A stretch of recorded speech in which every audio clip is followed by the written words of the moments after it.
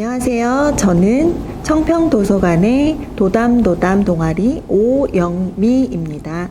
오늘 읽어드릴 책은 마을에서 찾은 가평의 옛 이야기, 글 마을이야기책 편집위원, 그림 한병호. 자식의 도리를 다한 강영천. 옛날 논남기 작은 마을에 홀로 어린 아들을 키우는 어머니가 있었어. 아이 이름은 강영천이야.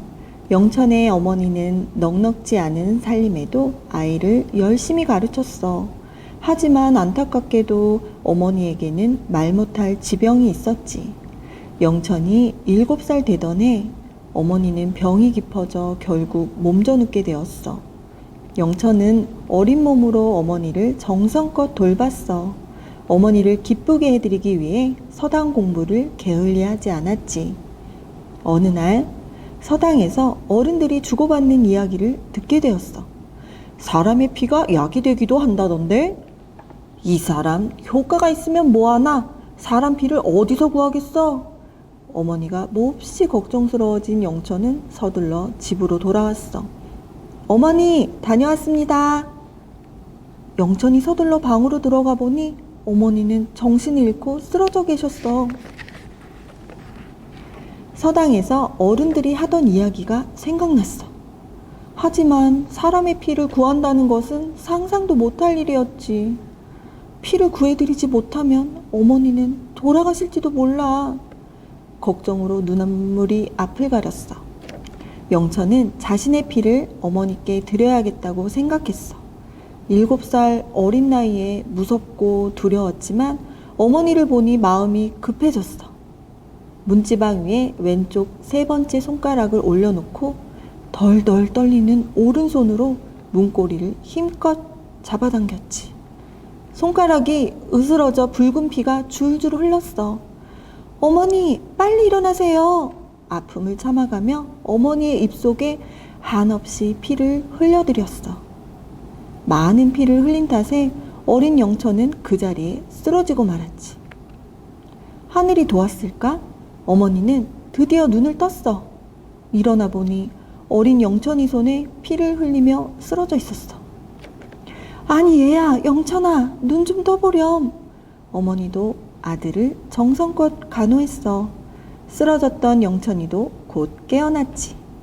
네 덕분에 내가 살았구나. 사람들은 영천이 천생 효자라며 침이 마르게 칭찬했어. 이 이야기는 이웃에 퍼져 입에서 입으로 전해져 임금님도 알게 되었지. 당시 임금님은 어린 영천의 효심을 크게 칭찬하며 효자상을 내려주셨고 이듬해 영천이 사는 마을에 효자문을 세워주셨대. 글 박정은. 조선시대에는 춤과 효를 매우 중시하였습니다. 강영천 효자문에는 당시 임금이셨던 숙종이 내린 현판이 정문 앞에 걸려 있습니다. 현판을 보면 효자문이 숙종 26년인 1700년 3월 15일에 세워졌다는 것을 알 수 있습니다. 본래의 건물은 290년 가까이 세월을 보내는 동안 심하게 파손되어 1987년 복원한 것입니다. 강영천이 나중에 결혼하여 맞이한 아내도 효부였다고 합니다. 어머니 옆구리에 골문 상처 고름을 입으로 빨아서 어머니의 병을 낫게 한 이야기도 전해집니다.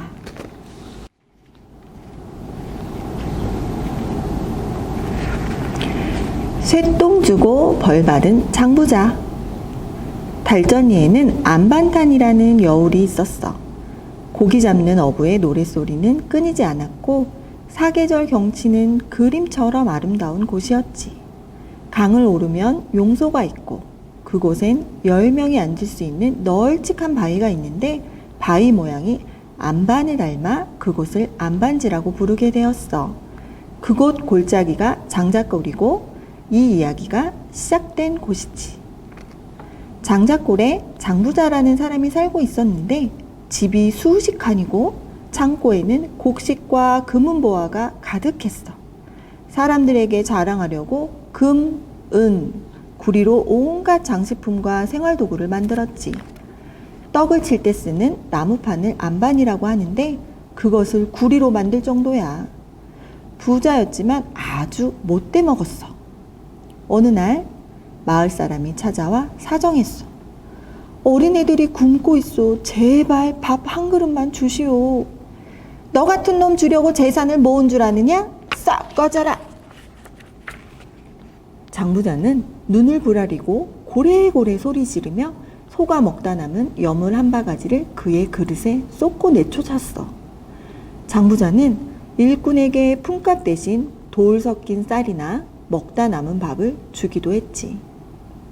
그런 장부자에게 바보 아들이 하나 있었어.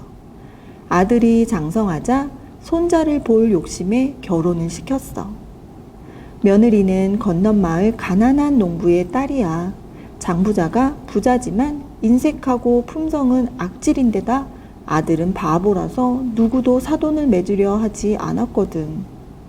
장부자는 그런 며느리를 자기 집의 종처럼 여겼지.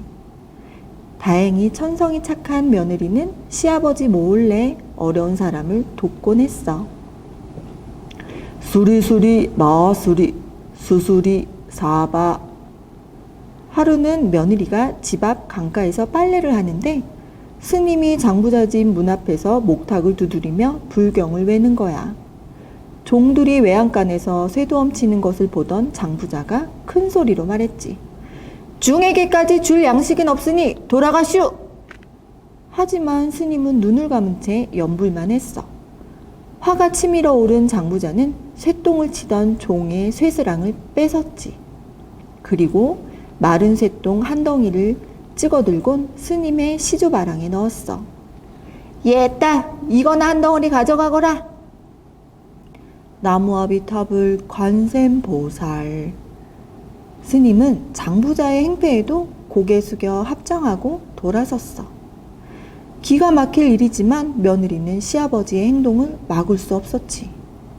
장부자의 눈을 피해 쌀 한 바가지를 퍼들고 뛰어나갔어.